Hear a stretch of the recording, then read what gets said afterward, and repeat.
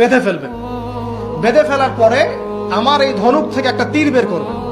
তীর বের করে আপনি নিজ হাতে এই তীরটাকে নিশানা দিবেন, দিয়ে বলবেন বিসমিল্লাহ, আল্লাহর নামে, বিসমিল্লাহি রব্বি হাযাল গোলাম বলে ছুড়বেন।